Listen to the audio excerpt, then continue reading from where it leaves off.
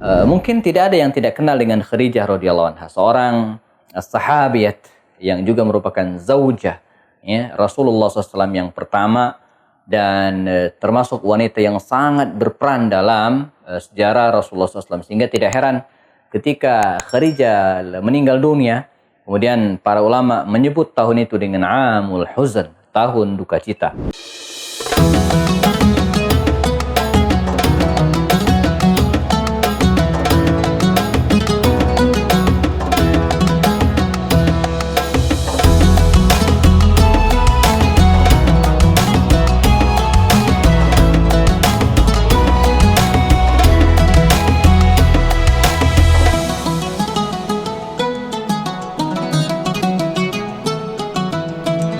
Wanita-wanita inspiratif dalam sejarah. Assalamualaikum warahmatullahi wabarakatuh. Alhamdulillahirabbil alamin wa bihi nasta'in ala umuri dunya waddin. Asyhadu an la ilaha illallah, asyhadu anna Muhammadan abduhu wa rasuluhu la nabiyya ba'dah. Kita berada di program Wanita-wanita inspiratif dalam sejarah. Lewat program ini kita akan berusaha untuk mengkaji, menelaah wanita-wanita mulia yang memberikan keteladanan dan inspirasi kepada kita. Dan ini penting. Barangkali dalam bentangan sejarah yang sering dimunculkan adalah para tokoh laki-laki, ya, para sahabat Nabi, para ulama yang sebagian besar adalah lelaki. Karena itu program ini dimunculkan dalam rangka membangkitkan biografi, memunculkan tokoh agar kemudian bisa kita teladani dengan baik. Dan skupnya sangat besar.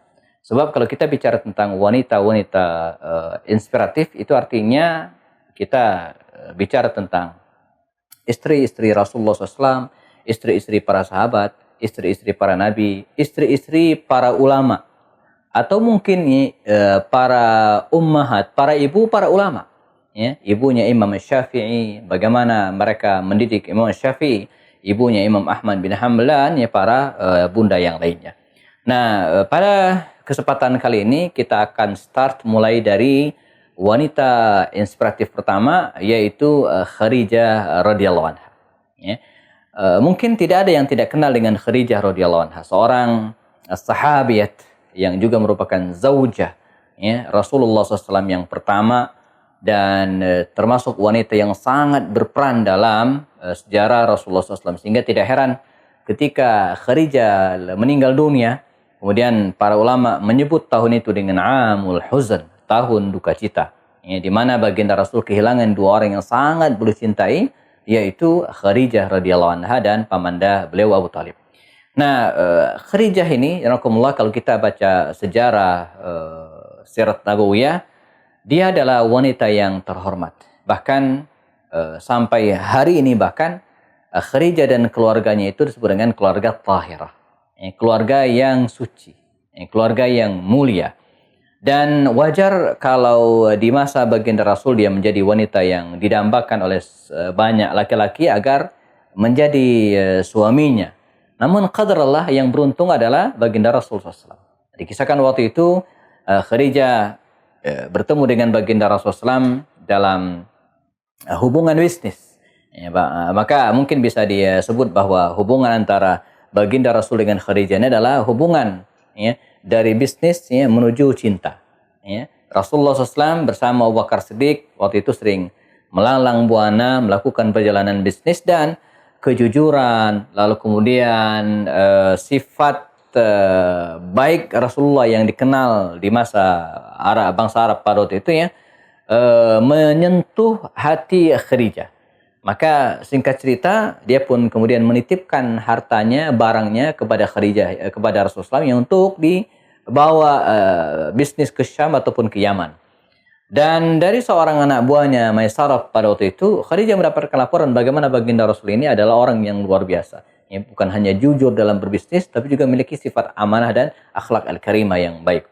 Maka dari sini muncullah rasa bukan hanya suka dalam arti mau bekerja sama terus dengan baginda Rasul, ya, tapi lebih dari itu.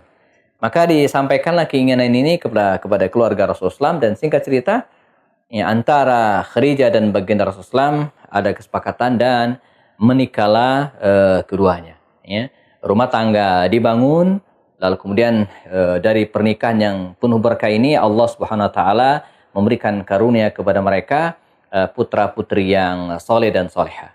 Dikisahkan dalam banyak riwayat pernikahan baginda Rasul yang berlangsung dari tahun ke-25 usia Rasulullah, dan Khadijah waktu itu lebih tua dari baginda Rasulullah SAW. Ada mengatakan usianya 40 tahun, ada mengatakan 27 tahun dengan berbagai riwayat. Tapi yang pasti ulama sepakat bahwa usia Khadijah waktu itu ya lebih dari Rasulullah SAW. Nah, dari pernikahan ini mereka dikaruniai 6 orang putra dan putri.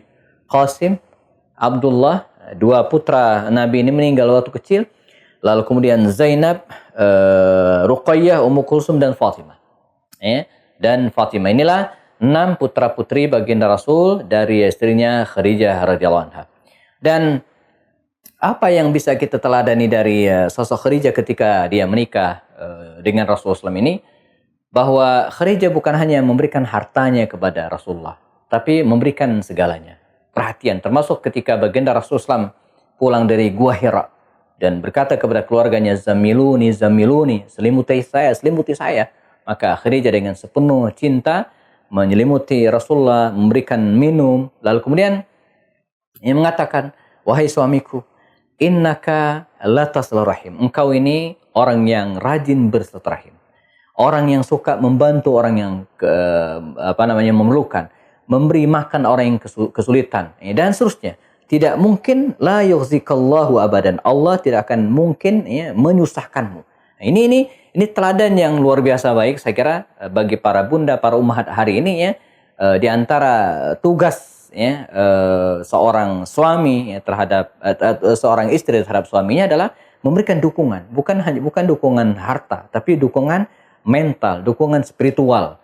Bagaimana Khadijah memberikan dukungan kepada Rasulullah SAW sehingga dalam waktu atau dalam kondisi yang sulit, mental Rasulullah sedang down luar biasa pada waktu itu ya, tapi Khadijah muncul untuk memberikan dukungan kepada suaminya. Nah, dan itu juga yang kemudian menjadi pintu bagi Khadijah untuk memeluk Islam. Lalu apa yang kemudian terjadi ketika Khadijah masuk Islam bersama baginda Rasul? Apakah perjalanan hidup mereka akan mulus-mulus saja? Kita akan teruskan setelah yang berikut ini.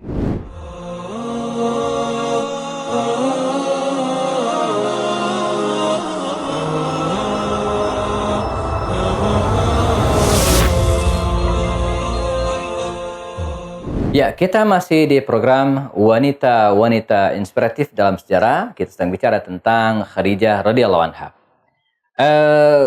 Rasulullah SAW mendapatkan wahyu dan Khadijah adalah orang yang pertama kali memberikan dukungan kepada baginda Rasulullah SAW. Bukan hanya beriman, tapi juga memberikan dukungan, semua diberikan untuk Rasulullah SAW. Dan ini diperlukan oleh seorang suami dari istrinya. Pada sesi sebelumnya disampaikan bahwa seorang suami memerlukan dukungan ini dari istrinya sehingga dia bisa bangkit dari keterpurukan, dia bisa tegar dalam segala ujian, dan itu yang dilakukan oleh Khadijah radhiyallahu anha. Karena itu kita melihat pada awal-awal dakwah di saat baginda Rasulullah SAW sudah mengurangi aktivitas bisnisnya. Kita ingat Nabi jelang 3 tahun sebelum kenabian, beliau mengurangi aktivitas bisnisnya, lalu kemudian full menggeluti dunia dakwah. Artinya apa? Secara ekonomi Nabi tidak memiliki apapun, tidak memiliki income yang cukup. Nah, di sinilah peran seorang Khadijah. Dia memberikan hartanya, semua harta diberikan kepada Rasulullah SAW untuk dakwah ini. Dan dia juga yang bukan hanya memberikan harta, mengajak orang lain, memberikan dukungan kepada sahabat-sahabat Nabi yang membersamai baginda Rasul SAW. Dan ini berlangsung sampai kemudian di mana Nabi mengalami kondisi-kondisi yang sangat pahit dalam kehidupan beliau. Ketika Nabi berdakwah 3 tahun pertama secara seriat dan diam-diam, kemudian masuk tahun keempat di mana dakwah Nabi sudah merambah ke banyak kalangan dan kemudian mulai diketahui oleh tokoh-tokoh Quraisy. Sebagaimana para sahabat Nabi yang lainnya, Nabi mengalami siksaan. Pernah Nabi dipukul, diludahin, dimaki, dan kemudian dilempari dengan kotoran unta. Di sini seorang Khadijah mendampingi Rasul SAW dengan segala kesetiaannya. Ketika Nabi juga pernah diboikot bersama dengan kaum muslimin waktu itu, ya, diboikot selama mungkin sampai 6 tahun, 3 sampai 6 tahun dikabarkan. Khadijah juga dengan setia mendampingi baginda Rasulullah SAW. Sampai akhirnya masa itu tiba, janji itu berakhir di tahun ke-10, ya, tahun ke-10 kenabian, ya. Khadijah di usianya 60 sekian tahunnya dipanggil oleh Allah Subhanahu wa taala. Tidak lama setelah Allah SWT memanggil pamanda beliau, Abu Talib. Kalaulah Abu Talib dikisahkan meninggal di tahun ke-10 kenabian, ya, sekitar bulan Rajab, maka Khadijah meninggal sekitar bulan Ramadan di tahun yang sama. Baginda Rasul berduka sangat dengan kehilangan Khadijah dan pamannya ini, sehingga wajar tahun ini disebut dengan Amul Huzn, tahun duka cita.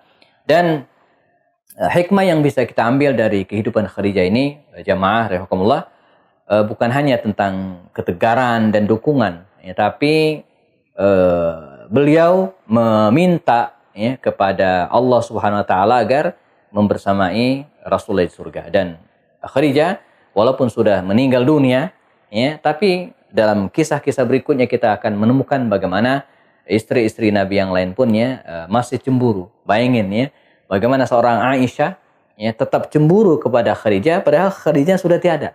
Bagaimana kalau Khadijah ada? Ya, bagaimana kalau Khadijah ada? Ini kenapa? Karena baginda Rasulullah SAW tidak bisa melupakan Khadijah. Ya, beliau selalu menyebut-nyebut Khadijah. Beliau selalu memberikan makan, memberikan hadiah kepada rekan-rekan Khadijah. Ini salah satu bentuk menyambung silaturahim dengan keluarga Khadijah. Ini yang membuat istri-istri Nabi yang lain cemburu. Jadi kalau orangnya masih hidup, wajar cemburu. Tapi ini orang yang sudah meninggal dunia. Ini menunjukkan bahwa Khadijah mendapatkan tempat yang sangat luar biasa dalam kehidupan baginda Rasul. Sehingga wajar kalau ada yang mengatakan bahwa Ummul Mukminin Khadijah adalah the true love story of Muhammad. Ya, Khadijah adalah cinta sejati Rasulullah sallallahu alaihi wasallam. Semoga kita bisa meneladani sejarah hidup istri Rasulullah Khadijah radhiyallahu anha, dan kita berharap hari ini akan lahir Khadijah yang baru, insyaallah.